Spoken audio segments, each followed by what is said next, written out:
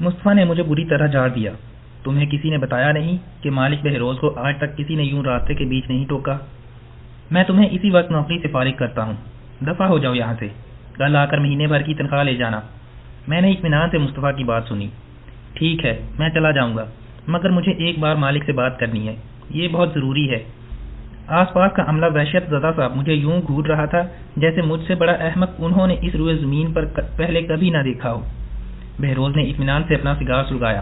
ہاں بولو لڑکے، اگر تمہیں پیسے وغیرہ چاہیے ہیں تو تم نے واقعی میرا بہت وقت ضائع کیا ہے، اکاؤنٹس والوں سے لے لو۔ میں نے جلدی سے واضح کیا، نہیں جناب، مجھے پیسے نہیں چاہیے، میں آپ کو کچھ بتانا چاہتا ہوں۔ یہاں اس فیکٹری میں کچھ ایسی تفصیلات بھی ہوتی ہیں جن کا ریکارڈ نہیں رکھا جاتا۔ میں نے کوشش کی تو مجھے بھی منع کر دیا گیا۔ میری بات سن کر مصطفیٰ نے مجھے ڈانٹ کر کچھ کہنے کی کوشش کی، مگر بہروز نے ہاتھ اٹھا کر اسے منع کر دیا اور اپنے خاص محافظ فیروز سے کہا، فیروز خان، کچھ دیر بعد اس لڑکے کو میرے دفتر میں لے آؤ۔ بہروز حسب معمول مختصر سی بات کر کے وہاں سے آگے بڑھ گیا۔ فیروز خان نے مجھے گھور کر دیکھا۔ اسے بہروز کے سب سے قریب سمجھا جاتا تھا اور وہی بہروز کا محافظ خاص بھی تھا۔ اس کے علاوہ بہروز کسی دوسرے باڈی گارڈ پر اتنا بھروسہ نہیں کرتا تھا۔ فیروز خان ہی اس کی خوابگاہ کے باہر رات کو بھی پہرا دیتا تھا۔ یہ سب کچھ مجھے پہلے ہی رفیق بتا چکا تھا۔ میں نے جب بھی فیروز کو دیکھا اسے خاموش ہی پایا تھا۔ شاید اسے بھی اپنے مالک بہروز کریم کی طرح زیادہ بات کرنے کی عادت نہیں تھی۔ رات کی شفٹ کے تمام ملازم فیروز کے ایک اشارے پر دوبارہ اپنے اپنے کام میں جٹ گئے، مگر ان سب کے تاثرات سے صاف لگ رہا تھا کہ انہیں آج رات ہی میری نوکری کے خاتمے کا پورا یقین ہے۔ کچھ دیر بعد چپڑاسی نے آ کر فیروز کو بتایا کہ مالک مجھے طلب کر رہے ہیں۔ فیروز نے مجھے آگے بڑھنے کا اشارہ کیا اور ہم دونوں بہروز کریم کے جہازی سائز کے عالی شان دفتر میں داخل ہو گئے۔ مصطفیٰ بھی کمرے میں موجود تھا۔ جانے اس نے میرے بارے میں مالک کو کیا بتایا ہوگا۔ بہروز کریم کے چہرے پر حسب معمول سپاٹ سا تاثر تھا۔ اس نے غور سے میری طرف دیکھا۔ تم تو وہی ہو نا جسے رفیق نے بھرتی کروایا تھا؟ ہاں کہو، کیا کہنا چاہتے ہو؟ میں نے اس رات کا پورا قصہ بہروز کو سنا دیا۔ وہ اطمینان سے بیٹھا سگار کے کش لیتا ہوا میری بات سنتا رہا۔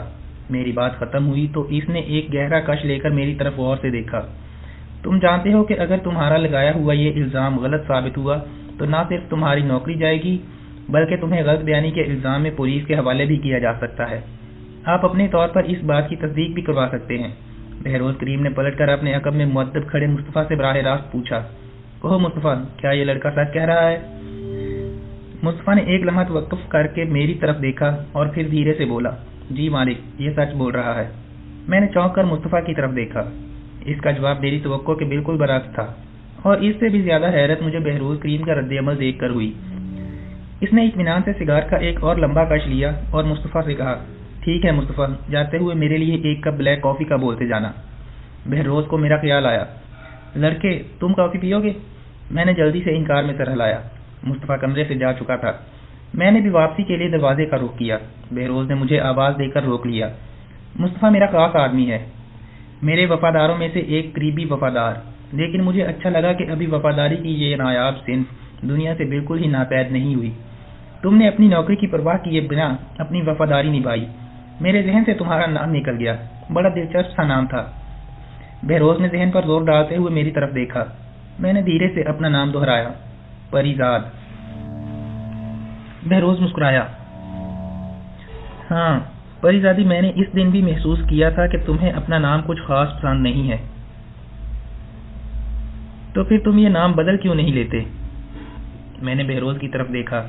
نام بدل لینے سے میری قسمت تو نہیں بدل جائے گی مالک، ویسے بھی یہ نام مجھے میری اوقات یاد دلاتا رہتا ہے۔ بہروز نے میری آنکھوں میں جھانکا، مرد کو اتنا حساس نہیں ہونا چاہیے۔ دبئی کس لیے آئے ہو؟ میرے منہ سے بے اختیار نکلا، بہت سا پیسہ کمانے، آپ کی طرح بہت بڑا آدمی بننے کے لیے۔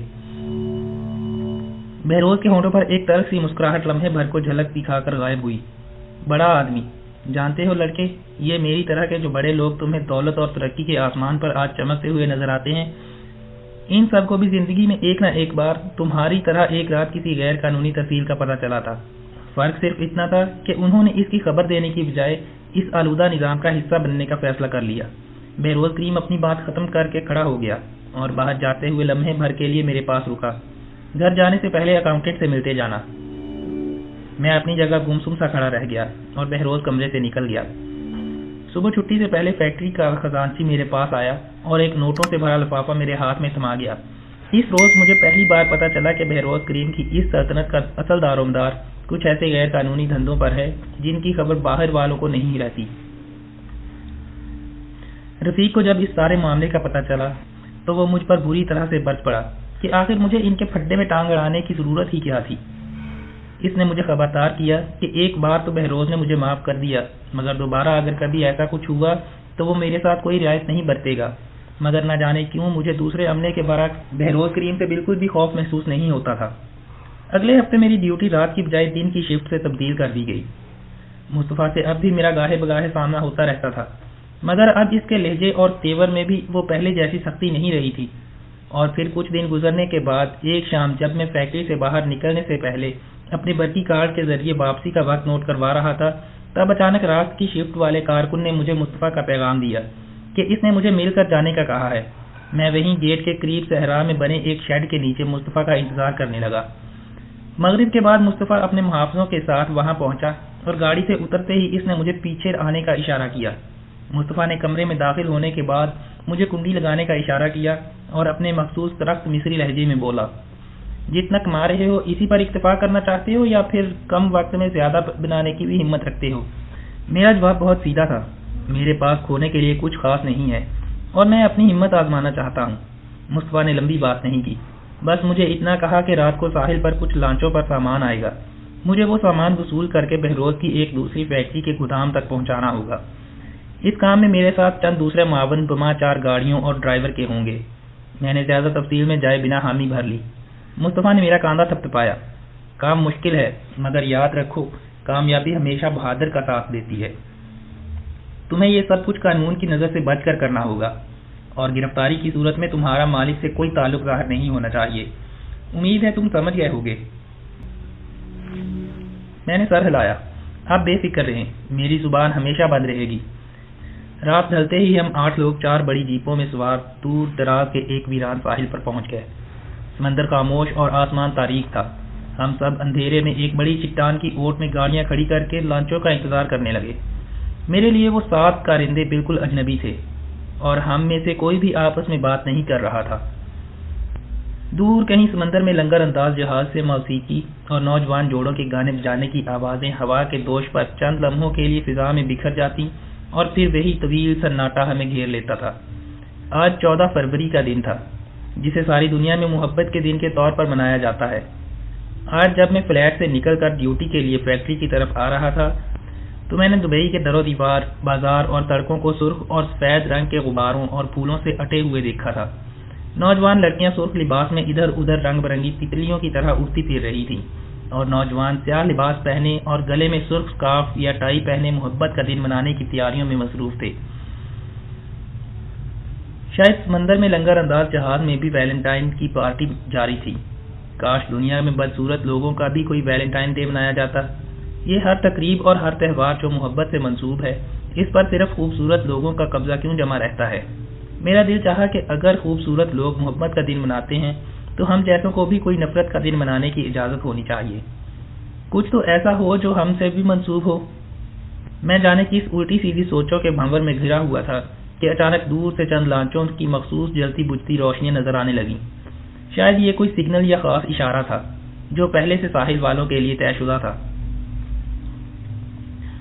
ہم سب ہوشیار ہو گئے۔ میری گاڑی کے ڈرائیور نے ڈیش بورڈ کھول کر اس میں سے پسٹل نکال کر میرے حوالے کر دیا۔ میں اسے یہ بھی نہ کہہ سکا کہ مجھے اس کا استعمال نہیں آتا۔ کچھ دیر میں لانچیں ساحل کے قریب آ گئیں اور ہم سب گاڑیوں سے اتر کر لانچوں کی طرف بڑھے۔ لانچیں ساحل سے لگ چکی تھیں اور ہم ابھی چند قدم کے فاصلے پر تھے کہ اچانک ساحل کا وہ ویران حصہ بڑی بڑی وہیکل سرچ لائٹ کی روشنیوں میں جگمگا سا گیا اور ہم سب پل بھر میں اس تیز روشنی میں نہا گئے۔ کوئی لاؤڈ اسپیکر پر زور سے انگریزی میں چلایا، کوئی بھی اپنی جگہ سے ہلنے کی کوشش نہ کرے، تم سب کو چاروں طرف سے گھیر لیا گیا ہے۔ مجھے کچھ سمجھ نہیں آیا کہ یہ سب کیا ہو رہا ہے۔ پھر ہمارے ساتھیوں میں سے کوئی چلایا، بھاگو، اور اس کے ساتھ ہی ہماری طرف 3-4 فائر ہوئے اور سرچ لائٹس چھناکے کے ساتھ ٹوٹ گئیں۔ ایک بھگدڑ سی مچ گئی۔ تیز روشنی کے بعد ایک دم چھانے والا اندھیرا عام اندھیرے سے زیادہ گہرا اور سیاہ ہوتا ہے، لہٰذا ہم سب اندھیرے میں گرتے پڑتے اپنی گاڑیوں کی طرف بھاگے۔ مگر مجھے راستے میں ایک ٹھوکر لگی اور اگلے ہی لمحے میں گیلی ریت پر اوندھے منہ گرا ہوا تھا۔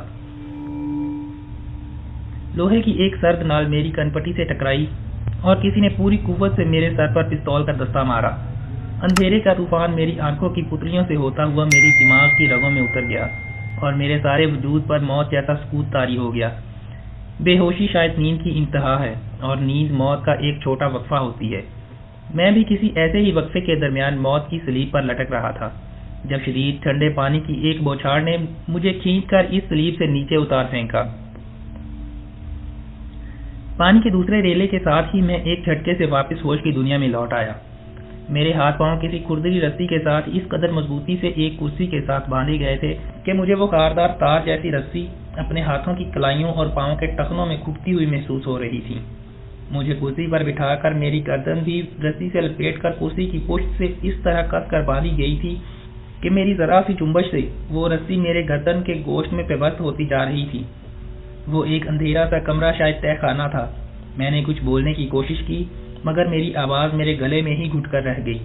کچھ دیر میں میرے عقب میں چند لوگوں کی قدموں کی آہٹ ہوئی اور کسی نے سامنے آ کر میرے چہرے پر ایک زوردار تمانچہ رسید کیا اور چلا کر عربی میں کچھ پوچھا، اور میرے جواب دینے سے پہلے ہی دوسرا تمانچہ میرے گال پر اپنے نشان ثبت کر گیا۔ میں نے چلا کر انگریزی میں کہا کہ میں عربی نہیں بول سکتا، لہذا جو کوئی بھی ہیں مجھ سے انگریزی میں بات کریں۔ اس بار وہ تینوں اندھیرے سے نکل کر میرے سامنے آ گئے۔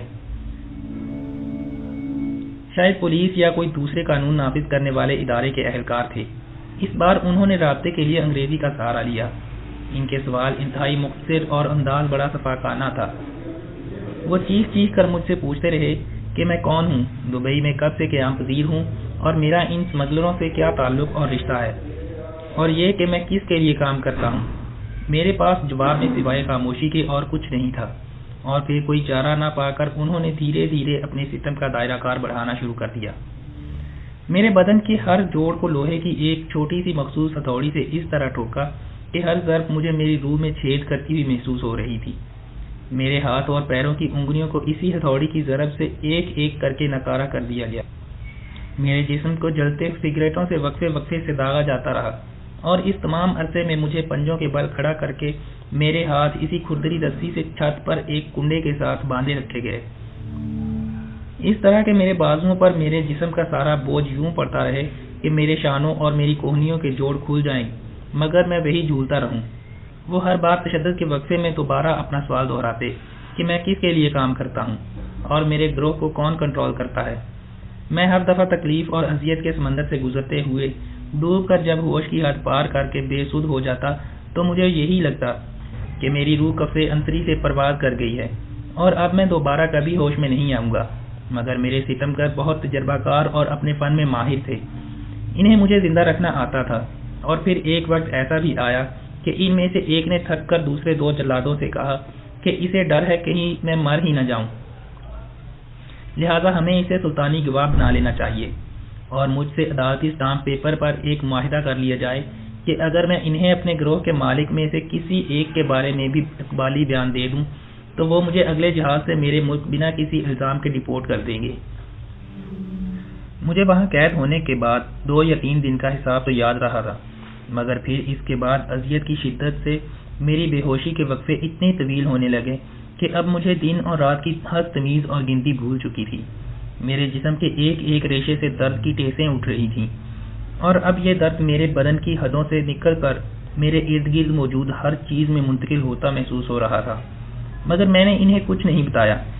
جانے میرے اندر وہ برداشت کرنے کی اتنی سخت کب اور کیسے پیدا ہو گئی تھی۔ شاید ساری عمر زبان کے گھاؤ سہتے سہتے میری روح کو اذیت سہنے کی اس قدر عادت ہو گئی تھی کہ جسم پر ہر لمحہ لگتے یہ گھاؤ اور داغ ان روح کے زخموں کے مقابلے میں مجھے بہت کمتر محسوس ہوتے تھے۔ وہ مجھے ہر طرح سے آزما چکے تو آخری حربے کے طور پر انہوں نے میرے ہاتھ اور پاؤں کے ناخن ایک ایک کر کے میری کھال سے نوچنے کے لیے خصوصی طور پر تیار کرتا اوزار منگوا لیے۔ ان میں سے ایک میرے ہاتھ کھولنے کے لیے نیچے جھکا تو دوسرے نے بیزاری سے ایک لمبی انگڑائی لی کہ آدھی رات تو بیت ہی چکی ہے تو کیوں نہ اس نیک کام کو اگلے روز صبح تک مؤخر کر دیا جائے۔ ویسے بھی میری حالت اس وقت تک اتنی ابتر ہو چکی تھی کہ شاید مجھے اپنے ماں سے ناخنوں کے علیحدہ ہونے کا پتہ بھی نہ چلتا، کتنی عجیب بات ہے کہ درد اور اذیت محسوس کرنے کے لیے بھی انسان کا اپنے حواس میں رہنا ضروری ہے۔ انسانی جسم کی رگیں اس درد کے پیغام کو دماغ کے ایک خاص حصے تک پہنچا کر جسم کو دوبارہ پیغام دیتی ہیں کہ وہ درد میں مبتلا ہے۔ مجھے اس روز دنیا کے ہر دیوانے اور خرد سے بیگانے شخص کی تقریر پر ٹوٹ کر رشک آیا۔ نہ دنیا میں کسی درد کا جھمیلا اور نہ آخرت میں کسی عذاب کا ڈر۔ کاش اس دیوانے پن کو اختیار کرنا بھی ہمارے اپنے بس میں ہوتا۔ وہ لوگ جانے کس وقت تہخانے سے جا چکے تھے، مگر میرا ذہن ابھی تک کسی آزاد جنگلی اور وحشی گھوڑے کی طرح بے لگام دوڑ رہا تھا۔ دفعتاً مجھے یوں محسوس ہوا کہ میری پشت پر بندھے ہاتھوں کی گرفت کچھ ڈھیلی پڑ رہی ہے۔ شاید جب وہ ستم گر میرے ہاتھ کھولنے کے لیے نیچے جھکا تو کوئی ایک آدھ گرا اس سے کھلی رہ گئی تھی۔ میں نے کرسی کو 2-4 زوردار جھٹکے دینے کی کوشش کی تو میرے منہ سے چیخیں نکل گئیں۔ اذیت، درد اور تکلیف کے دریاؤں کے بند کھل سے گئے اور میرے جسم کے تمام مساموں سے درد یوں قطرہ قطرہ کر کے پھوٹ کر نکلا جیسے شدید گرمی کی کڑی دوپہر میں پسینہ پھوٹتا ہے۔ کرسی ایک جانب لڑک گئی اور میں اس کے ساتھ ہی بندھے ہاتھوں پیروں سمیت زمین پر اوندے منہ گر گیا، اور کچھ دیر کے لیے میری آنکھوں کے سامنے اندھیرا چھا گیا۔ جانے کتنی دیر بعد مجھے دوبارہ ہوش آیا تو مجھے محسوس ہوا کہ کرسی کی ہتھی ٹوٹ چکی ہے اور میرے ہاتھ پشت سے تقریباً کھل چکے ہیں۔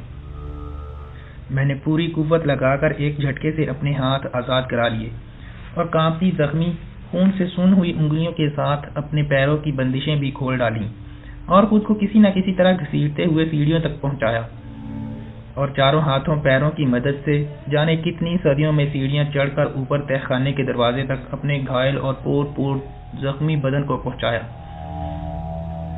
خوش قسمتی سے دروازہ ایک ہلکی سی کنڈی کی مدد سے باہر کی جانب سے بند تھا، اور جب میں نے اپنے پورے جسم کے وزن کو دروازے پر 2-4 مرتبہ دے مارا تو چٹخنی کھل گئی اور میں اپنے ہی زور میں باہر کھلے حال میں جا گرا۔ میری توقع کے برعکس وہ کوئی جیل یا دفتر کی بجائے ایک ویران سی نامکمل عمارت تھی جس کے تہ خانے میں مجھے قید کر رکھا گیا تھا۔ میں پوری قوت لگا کر لڑکھڑاتا ہوا کھڑا ہو گیا اور اس کوشش میں جانے کتنی بار دوبارہ زمین پر گرا۔ میرے قدم یوں جھولتے ہوئے زمین پر پڑ رہے تھے جیسے میری ٹانگوں میں موجود ہر ہڈی کو پیس کر چکنا چور کر دیا گیا ہو۔ کسی نہ کسی طرح میں زیر تعمیر حال کے ڈھانچے سے باہر نکلا اور دور صحن میں نظر آنے والے لوہے کے بڑے گیٹ کی طرف بڑھا۔ میں احاطے کی دیوار کا سہارا لے کر دھیرے دھیرے گیٹ کے قریب پہنچا ہی تھا کہ اچانک صحن اور عمارت کا پورا احاطہ تیز روشنی سے جگمگا اٹھا۔ صرف اندھیرا ہی انسان کی بصارت نہیں چھینتا، کبھی کبھی روشنی کی چکا چوند بھی ہمیں اندھا کر دیتی ہے۔ میں بھی چند لمحوں کے لیے نابینا سا ہو گیا اور پھر مجھے بہت سے سائے اپنی جانب دوڑتے نظر آئے۔ میں نے دیوانہ وار گیٹ سے باہر نکلنے کے لیے جست لگائی، مگر مجھے راستے میں ہی کسی نے دبوچ لیا اور میں اس طرح بے سود سا زمین پر گر گیا جیسے سینکڑوں میل صحرا اور جنگل میں لگاتار دوڑنے والا کوئی گھوڑا شدید تھکن سے چور ہو کر ہانپتے ہوئے آخری بار کبھی نہ اٹھنے کے لیے زمین پر گر جاتا ہے۔ میری پلکیں بوجھل ہو کر دھیرے دھیرے بند ہوتی گئیں۔ شاید میری موت آخر کار مجھے اپنی مہربان آغوش میں لینے کے لیے میری پلکوں کے در پر اپنے سفید پنکھ پھیلائے آ کھڑی ہوئی تھی۔ مجھے اس موت کی دیوی کی آواز بھی سنائی دے رہی تھی، پریزاد اٹھو، چلو بہت دیر ہو گئی۔ میں نے غور سے آواز سننے کی کوشش کی۔ ہاں، کوئی میرا نام پکار تو رہا تھا، مگر یہ آواز، ہاں میں اس آواز کو پہچانتا تھا۔ کوئی کسی سے کہہ رہا تھا، اسے ہوش میں لاؤ، مجھے یہ زندہ چاہیے۔ میرے ڈوبتے ذہن نے آواز پہچان لی، یہ بہروز کریم کی آواز تھی۔ تو کیا مجھے بہروز کریم نے خود اغوا کروایا تھا؟